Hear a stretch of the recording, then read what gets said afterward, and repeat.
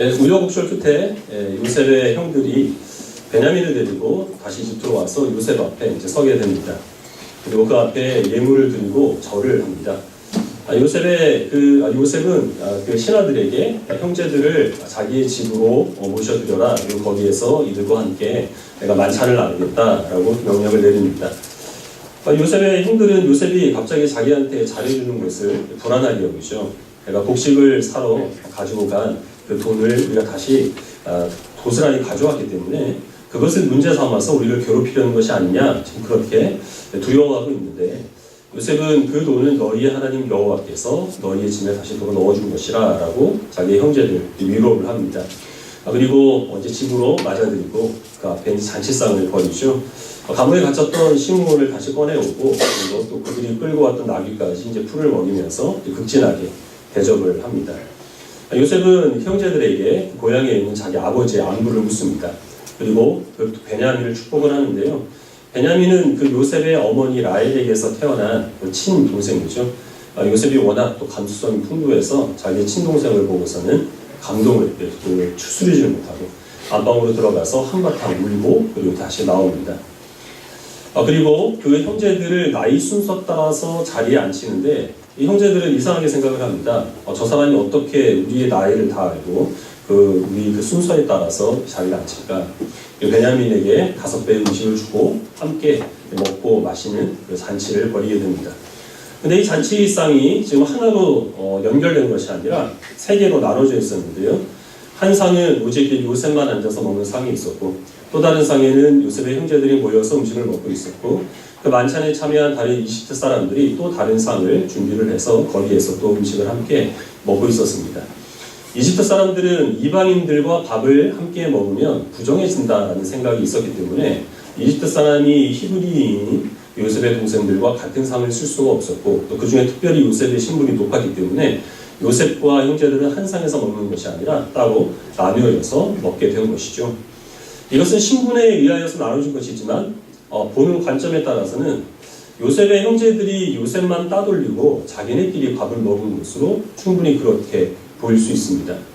요즘에는 혼밥족이라는 말도 있고, 그래서 식당에서 혼자 밥 먹는 것을 어렵지 않게 볼 수 있는데요.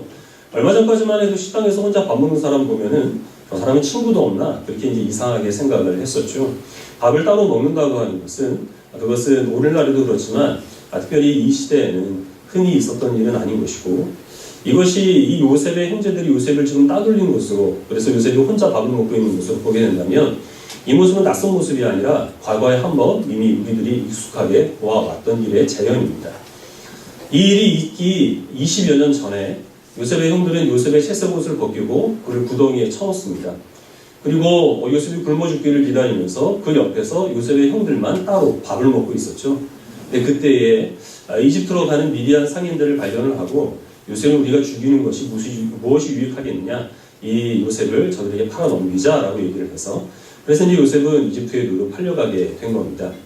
그때와 지금 겉으로 보는 모습은 몇 가지 요소만 달라졌고 거의 비슷하죠. 달라진 것이라고는 그때는 베냐민이 없었는데 지금은 베냐민이 함께 합류하고 있다는 것, 그리고 그때는 요셉은 굶고 있었지만 지금은 따로 차려진 상에서 요셉도 밥을 먹고 있다는 것, 이것 정도만 달라졌지 겉으로 보이는 모습은 거의 유사합니다. 그러나 상황은 완전히 뒤집혀진 상태죠. 그때 요셉은 그 형제들의 그 손에 자기의 목숨이 달려있었기 때문에 나를 살려달라고 애원하고 있었던 그런 상황입니다. 그러나 지금은 오히려 그 요셉의 형제들의 그 목숨이 요셉의 손에 달려있는 이런 뒤바뀌어진 그런 상황에서 겉으로 보기에는 똑같은 일이 재현되고 있다고 하는 겁니다. 요셉이 만약에 지금 이 만찬 자리에서 과거에 자기가 구덩이에 갇혀있고 자기의 그 형들만 따로 밥을 먹고 있었던 그때의 일을 떠올리게 된다면 그는 무슨 생각을 했을까요?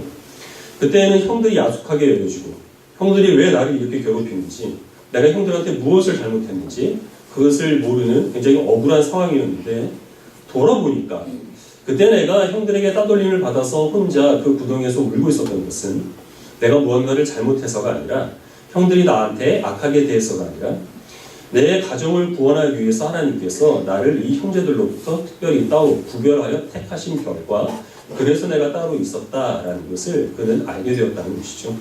요셉이 부족했기 때문에, 그가 어리석었기 때문에 그 형제들에게 따돌림을 받은 것이 아니라 하나님께서 그를 특별히 더 사랑하셔서 그를 이 형제들을 구원하는 그런 하나님의 그 일에 쓰이시기 위해서 그래서 하나님께서는 그를 구별하신 결과 형제들과 따로 떨어질 수밖에 없었다는 것을 그는 깨달을 수가 있었다고 하는 것입니다. 그리고 이런 구별됨의 역사는 모든 하나님의 백성들에게 동일하게 임하는 것이죠. 이 열왕기상 19장 말씀을 같이 보겠습니다. 구약성경 550페이지입니다. 열왕기상 19장 8절부터 18절까지 한 절씩 읽어보겠습니다.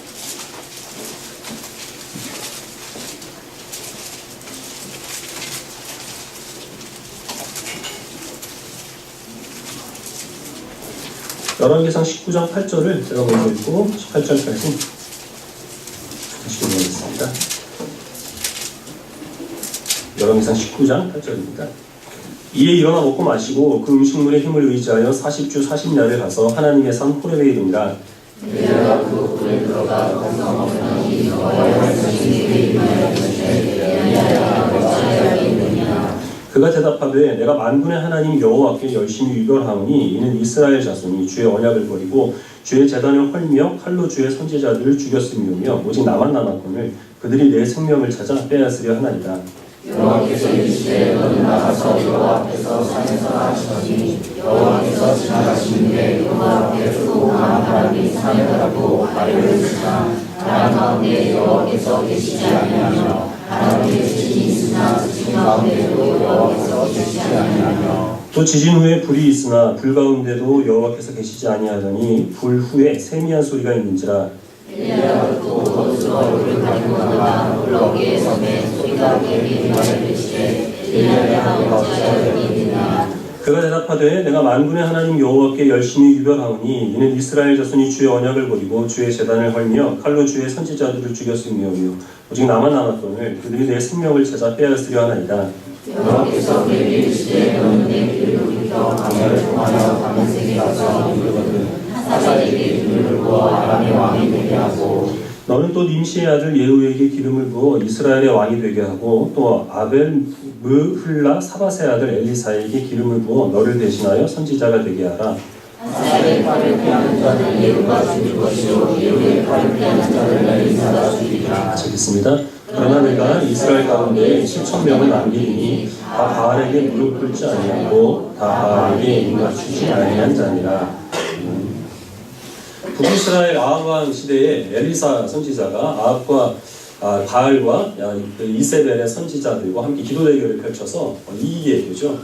그래서 모든 북이스라엘 사람들이 오직 살아계신 참된 하나님은 여호와 하나님 한 분밖에 없다는 사실을 엘리야를 통해서 하나님께서 증거하셨는데 그것을 보고 아합이나 아니면 그 부인이었던 이세벨은 그 하나님 앞에 굴복을 하지 않습니다. 계속해서 바알과 아세라를 섬기고 그리고 이 일을 했던 그 엘리야의 생명을 찾죠.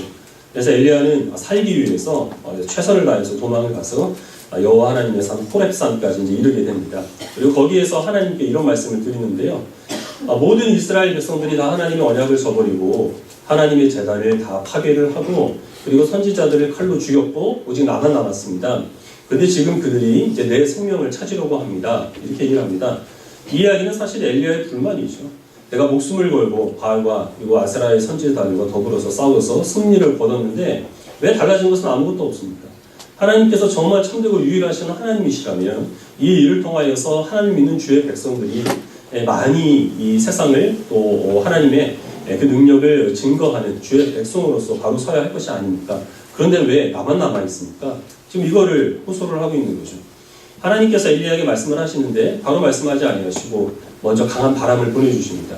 그 다음에 지진을 또 일으켜주시고 그 다음에 또 불을 보여주시고 그 후에서야 이제 세미한 음성 가운데 엘리야에게 몇 가지를 말씀을 하십니다. 엘리야가 이후에 감당해야 될 사명을 하나님께서는 일러주시고 또 그 이후에도 계속해서 북이스라엘은 많은 혼란스러운 상황이 이제 일어나게 될 것을 하나님께서는 예고를 하십니다. 그러나 그런 극심한 혼란 가운데서도 바알에게 무릎 꿇지 않고 그에게 입맞추지도 않은 7,000명을 내가 남겨두고 숨겨두리라 라고 하나님께서는 말씀을 하십니다. 하나님께서 지금 이 말씀을 세미한 음성 가운데 하신 이유 지진이나 강한 바람이나 불 가운데 임하셔서 하나님 말씀하신 것이 아니라 오히려 그 모든 것들이 다 사라지고 잠잠해진 가운데 말씀하신 것은 하나의 상징입니다. 이 일 이후에도 세상은 크게 달라질 것이 없다는 거죠. 하나님께서 아무리 하나님의 살아계심에 대한 증거를 세상에 보여주신다고 하더라도 하나님을 믿는 사람들이 이 세상에 어떤 대세적인 그런 다수가 되어서 세상의 권력을 차지하고 그 힘으로 하나님의 살아계심을 증거하거나 믿지 않는 사람들을 찍어 누르는 그런 일은 없게 되리라는 겁니다. 이 세상의 대세를 차지한 다수는 항상 믿지 않는 사람이 될 것이고 하나님 믿는 주의 백성들은 박해받는 소수가 될 것이라는 것이죠. 그러나 하나님 믿는 주의 백성들이 박해받는 소수, 지금 이 자기의 생명을 찾는 이 아합과 그 이세벨을 피해서 도망가는 엘리야와 같은, 그리고 당당하게 나서서 하나님을 섬기지 못하고 숨어서 하나님을 섬기는 7,000명과 같은 그런 모습으로 살아가야 하는 이유는 그들이 어리석거나 그들이 능력이 없어서가 아니라 하나님께서 그들을 특별히 구별하여 택하신 결과, 그래서 그들이 작은 무리이기 때문에 그들을 대적하는 다수의 사람들에게 핍박을 받을 수밖에 없다. 그러나 지금 이 엘리야와 같은 엘리야나 그럼 또 이 7,000명과 같은 7,000명의 그 모습이 구덩이에 빠져서 형들에게 살려달라고 애원하는, 그리고 거기에서 극심한 소외감과 외로움과 그리고 자기 앞으로 어떻게 될지 모르는 그런 불안감에 사로잡힌 그런 요셉과 같은 모습이 된다 하더라도 하나님의 때가 있고 하나님의 때 하나님께서 요셉을 그 형제들보다 더 높은 자리에 세우셨던 것처럼 하나님께서는 끝까지 그 믿음을 굽히지 아니하고 하나님을 섬기기 위해서 핍박받는 소수로서의 그 여러 가지 이 상황들을 즐거운 마음으로 감당하는 주의 백성들을 요셉처럼 높이리라라고 하나님께서는 약속해 주신 것이죠. 그리고 또한 이 약속은 오늘날 하나님을 섬기는 모든 그리스도인들에게도 동일하게 적용되는 말씀입니다. 살아계시는 하나님, 그 하나님께서 지금도 역사하신다라는 것을 믿는 것은 많은 사람들에게 허락된 믿음이 아닙니다. 보이지 않는 하나님께서 보이지 아니하는 손길로 세상의 모든 역사를 주관하시고 우리의 삶을 인도하신다. 이것을 믿는 것은 하나님께서 특별히 구별하게 택하신 세우신 사람들에게만 하나님께서 선물로 허락하여 주신 믿음이죠. 바울은 예수 그리스도께서 우리를 위해 죽으시고 부활하심으로 우리가 구원받게 돼 이 하나님의 역사에 대해서 비밀이라고 하는 표현을 씁니다. 비밀이라고 하는 것은 아무나 알 수 없는 것이죠. 특별히 그 비밀이 허락된 사람들에게만 알려진 겁니다. 예수 그리스도를 통하여서 우리가 구원받게 되는 것, 사람들이 누구나 다 쫓고 있는 어떤 권력이나 또 물질, 힘 이런 것으로 우리가 행복하게 되거나 구원받는 것이 아니라 오직 우리를 위해 죽으시고 다시 살아나신 그 주님의 대속의 은혜로 구원받는다고 하는 것을 우리가 믿고 있다면, 그것은 하나님께서 우리를 특별히 구별하여 택하여 따로 세우신 결과 우리는 이 비밀을 깨달아 알게 된 것입니다. 하나님의 그 말씀에 순종하기 위해서 내 모든 편리함과 유익들을 버리고 내가 우리의 자랑을 추구하지 아니하고 하나님께 영광을 돌리기 위해 살아가는 것은 세상 사람들이 이해하지 못할 일입니다. 그래서 우리가 이런 믿음을 가지고 그 믿음이 우리들에게 요구하는 말씀에 순종하는 삶을 살아가게 된다면 우리들은 인종차별이 극심한 나라에서 외국인으로 살아가는 것과 똑같은 대우를 받을 수밖에 없습니다. 세상 사람들은 우리를 이해하지 못합니다. 우리를 인정하지도 않을 것이고 우리를 좋게 대우하지도 않게 된다는 것이죠. 만약에 그럼에도 불구하고 우리가 이 세상에서 그리스도인으로 살아가면서 많은 외로움들, 또 소외감, 여러 가지 불이익들 이런 것들을 능히 감수하고 있다면 그 이유가 무엇입니까?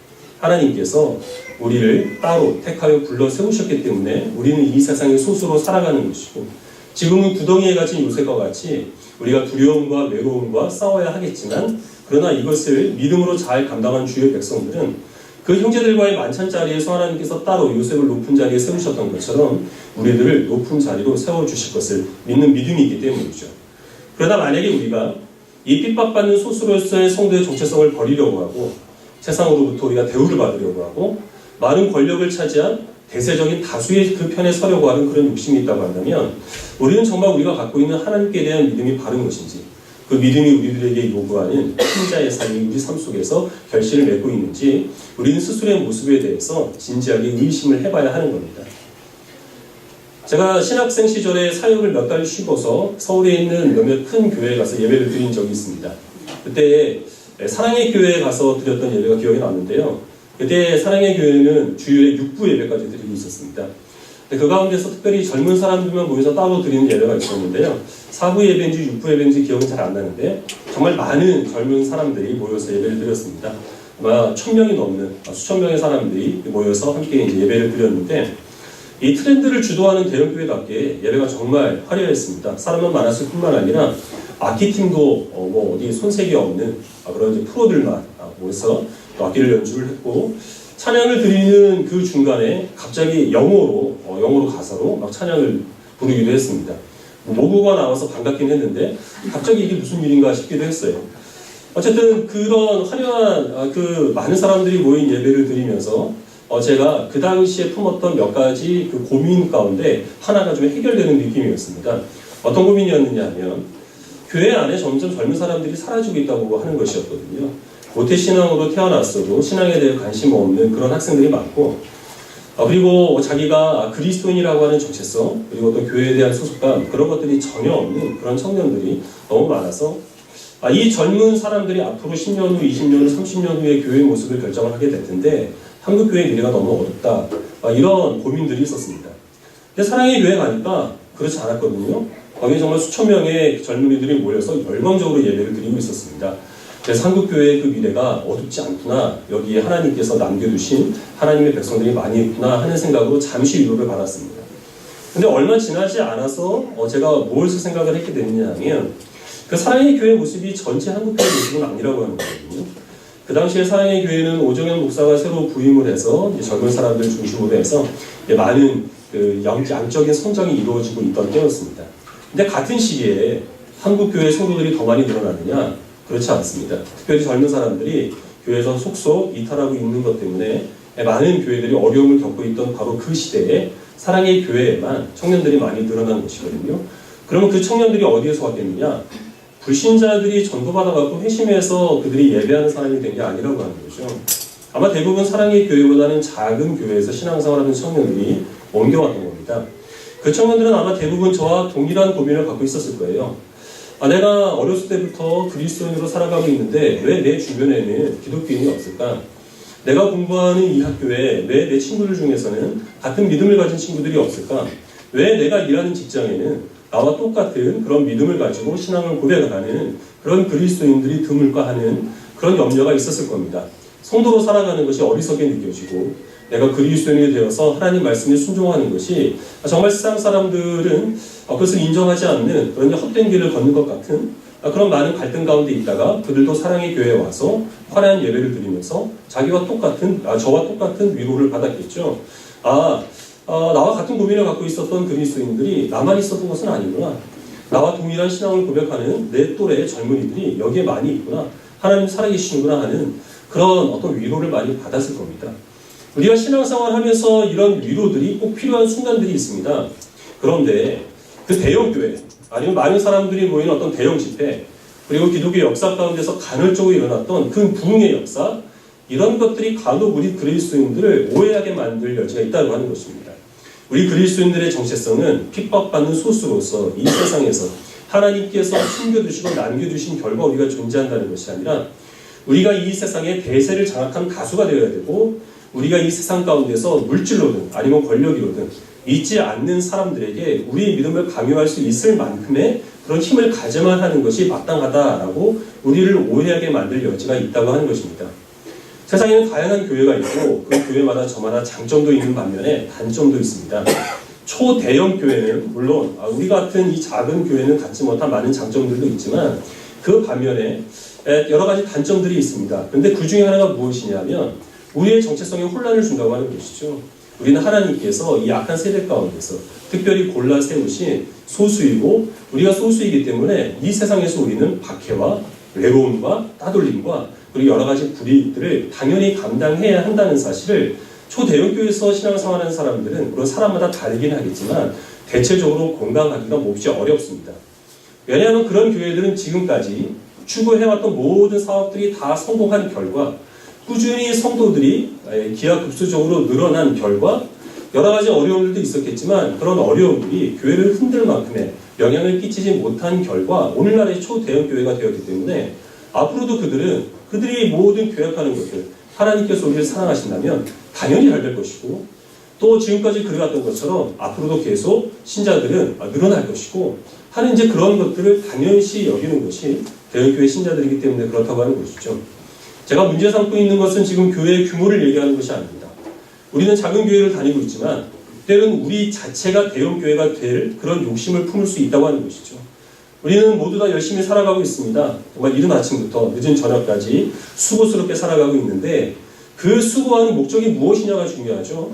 우리가 지금 열심히 공부하는 목적, 그래서 좀 더 좋은 학교에 진학하려고 하는 그런 이유, 우리가 조금 더 좋은 직업을 가지고 그리고 또 조금 더 많은 수익을 올리려고 하는 그런 목적들이 이 세상에서 어떤 불이익도 당하지 않냐고 사람들에게 따돌림 당하지 않고 대세를 차지하는 절대적인 다수가 되어서 그래서 우리가 사람들에게 대우를 받겠다는 그런 마음으로 열심히 살아가고 있다고 한다면 그럼 우리는 지금 큰 오해를 하고 있다고 하는 것입니다. 우리들은 이 세상에서 하나님의 그 말씀에 순종하기 위해서 이 하나님을 인정하지 않는 많은 사람들에 의해 당연히 우리들은 따돌림을 받아야 하는 것이고 우리의 학력이나 우리의 지위나 우리의 소득 수준과는 관계없이 세상 사람들이 우리를 볼 때 이상한 사람이라고 취급을 받아야만 한다고 하는 것이죠. 그러나 그런 모든 과정들은 다 우리를 높이 세우시려는 하나님의 그 섭리 가운데 있는 겁니다. 요셉이 그 구덩이에서 형제들에게 따돌림을 받아서 거기에서 울면서 살려달라고 애원하고 극심한 외로움과 고통과 싸운 결과 지금 하나님께서 그를 형제들과는 전혀 다른 높은 자리에 세우셨던 것처럼 우리에게도 반드시 그 과정을 밟아 나가야 하는 그런 절차들이 우리 인생 앞에 놓여 있다고 하는 것을 우리는 인정을 해야 한다는 것이죠. 오래전에 여러분들께 한번 드렸던 말씀인데요. 가물가물하실 것을 제가 확신하면서 다시 한번 더 말씀드리겠습니다. 제가 고등학생 시절에 학교에 컨닝이 만연했었습니다. 거의 대부분의 반 학생들이 그 컨닝에 이제 동참을 했었는데요. 이제 여러 가지 그 수단들이 동원이 됐어요. 이 학생들 중에서 조금 그 상대적으로 공부를 조금 잘하는 학생들이 돌아가면서 과목을 하나 맞습니다. 그래서 이제 그 과목을 책임지고 정답을 뿌려주는 거죠. 그때는 이제 무선 마이크도 사용됐고 전자시계도 사용됐고 여러 가지 도구들이 사용되었는데 무선 마이크를 사용해서 어떻게 컨닝을 하느냐 하면 그 무선 마이크는 라디오 주파수에 맞춰 놓으면 라디오에서 그 무선 마이크에서 하는 말이 들리게 되어 있는 것이었거든요. 그런데 그때는 그 소형 카세트 플레이어가 있었습니다. 그 마이마이라고 하는 거기는 라이브도 나오는데요. 학생들이 안주머니에다가 그 카세트를 숨겨놓고 이어폰을 연결해서 소매로 이제 손을 감춰놓고 손바닥에다가 그것을 이제 테이프로 붙여놓습니다. 그래서 이렇게 기대고 있는 척하면서 그러면서 그 테이프에서 나오는 소리를 듣는 거죠. 그럼 이제 공부를 잘하는 학생이 시험을 먼저 마치고서 먼저 마침 밖으로 나갈 수가 있거든요. 밖으로 나가가지고 조용한 곳에 가서 그 마이크로 정답을 불러주는 겁니다. 그런 식으로 해가지고 마음만 먹으면 모든 학생들이 다 이제 컨닝에 동참을 할 수가 이제 있었는데, 근데 이제 사고가 터졌습니다. 생물 시간인지 화학 시간인지 확실하지 않는데 그 시험을 이제 준비한 학생이 정답을 뿌려줄 때 자기가 정말 이 문제는 이게 정답이 확실하다 하는 것만 알려주고 그렇지 않은 문제들은 각자 판단에 맡겨야 하는 거거든요.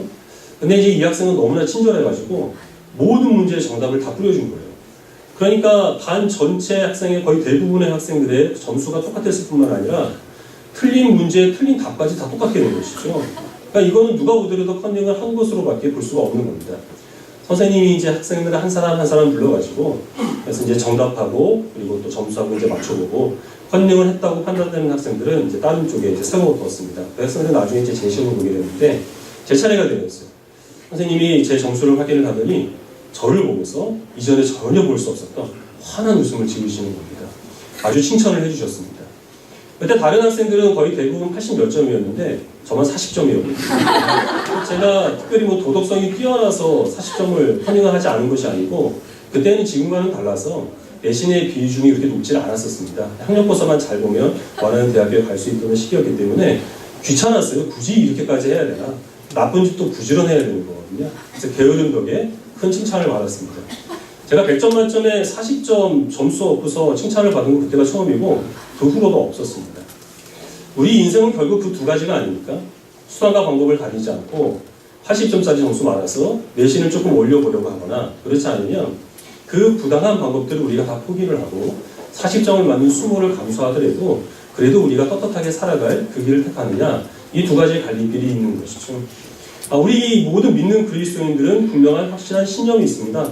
지금은 40점을 받아서 사람들한테 무시당하고 이것이 나에게 어떤 불이익이 올까 하는 그런 불안감을 안고 살아간다 하더라도, 그러나 하나님께서 우리를 한 사람 한 사람 부르셔서 우리가 받은 그 점수로 우리를 평가하시는 것이 아니라 우리가 어떤 방법을 통하여서 그 점수를 받았는가 하는 우리의 삶의 방법, 삶의 모습으로 우리를 평가하실 날이 반드시 오게 될 겁니다. 아멘. 그리고 우리의 그 삶에 대한 평가는 그때서야 비로소 다른 평가를 받게 된다는 것이 이 자리에서 예배를 드리는 우리 모든 믿는 그리스도인들이 갖고 있는 소망이고 또 그것이 우리들의 믿음이며 우리의 삶의 목적이 아니겠습니까? 말씀을 한 구절만 보겠습니다. 마태복음 7장 13절과 14절입니다.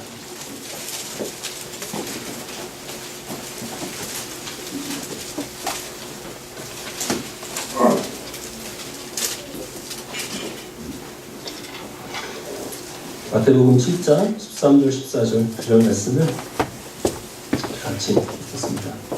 시작. 좁은 문으로 들어가라. 멸망으로 인도하는 문은 크고 그 길이 넓어 그리로 들어가는 자가 많고 생명으로 인도하는 문은 좁고 길이 협착하여 찾는 자가 적음이라. 아멘.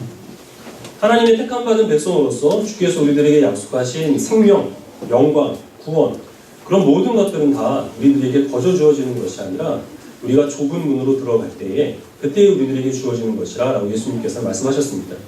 여기 계신 분들 중에서 이 말씀을 모르고 계신 분은 안 계실 거예요. 그러나 우리가 선뜻 이 좁은 문으로 들어가는데 주저하는 이유는 이 좁은 문으로 들어가기 위해서는 좁은 길로 가야 하는데 그 길이 험하기 때문입니다. 길이 험하기 때문에 찾는 사람이 많지 않아요.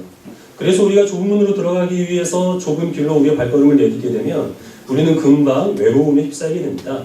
혹시 나만 이 대세를 쫓는 그 행렬에서 이탈을 해서 낙오된 인생을 살게 되는 것은 아닌가? 내가 지금 걷고 있는 이 길이 사실은 정답이 아닌데 내가 지금 뭔가 착각하고 오해를 해서 그래서 지금 이 좁고 험한 길로 걸어가는 것이 아닌가 하는 그런 의구심들이 끊임없이 우리를 괴롭히기 때문에 그래서 우리들은 이 좁은 문으로 들어가는데 주저하게 되고 좁은 길로 가다가도 금세 넓은 길로 눈을 돌릴 수밖에 없다는 것입니다. 그러나 이 좁은 문에 우리에게 하나님께서 약속하신 모든 영광과 그리고 구원회가 있다는 사실을 우리들이 확신하게 된다고 한다면 우리는 이 좁은 길을 걸음으로써 우리가 감당하게 되는 여러 가지 불편함들, 부담감들, 불이익들, 사람들의 푸대접 그런 것들도 얼마든지 감당할 수 있게 된다고 하는 것이죠. 여러분들이 이 교회에서 예배를 드리기 위해서 세상에 있는 많은 초대형 교회들 얼마든지 화려하게 그리고 또 풍성하게 많은 사람들이 모여서 예배를 드릴 수 있는 그런 교회를 포기하시고 여기까지 오신 게 아닙니까? 많은 것들이 부족해 보이고 그리고 별로 화려하지도 않지만 그러나 여러분들이 여기서 예배를 드리신 이유는 하나님의 그 은혜와 사랑은 사람들이 많이 찾는 넓은 곳에 임하는 것이 아니라 하나님께서 바르다, 하나님께서 선하다라고 인정하신, 의롭다고 인정하신 바로 그곳이 비록 많은 사람들이 모이지 않는 좁은 길이고 좁은 문이라고 하더라도 거기에 하나님의 은혜가 있다는 사실을 여러분들이 확신하기 때문에 이 자리에 오신 것이죠. 참 잘하신 것입니다. 우리의 삶도 마찬가지입니다. 지금 여러분들이 내가 신자이기 때문에 혹시 많은 사람들에게 어떤 소외감을 느끼고 있거나 사람들이 나를 따돌리거나 그래서 내가 불이익을 지금 당하고 있다고 한다면 우리가 부족해서 이런 일을 당하고 있는 것도 아니고 하나님께서 우리를 사랑하지 않기 때문에 그래서 우리가 그런 그 외로움과 소외감과 맞서 싸워야 하는 것이 아니라는 사실을 기억하시길 바랍니다. 하나님께서 우리를 특별히 택하여 구별하여 다른 사람들로부터 따로 세우셨기 때문에 그래서 우리는 소수인 것이고 그래서 우리는 세상으로부터 많은 불이익과 불편함을 감수할 수밖에 없다는 사실을 기억하시기를 바랍니다. 지금 걷고 있는 이 좁은 길에서 이탈하지 마시고 그 길 끝에서 우리들에게 약속하신 하나님의 은혜와 영광과 칭찬을 바라보시면서 좁은 눈으로 행하시는 모든 믿음의 하나님께서 주시는 믿음으로 충만한 신자들이 되시기를 주님의 이름으로 축원합니다. 아멘. 기도하겠습니다.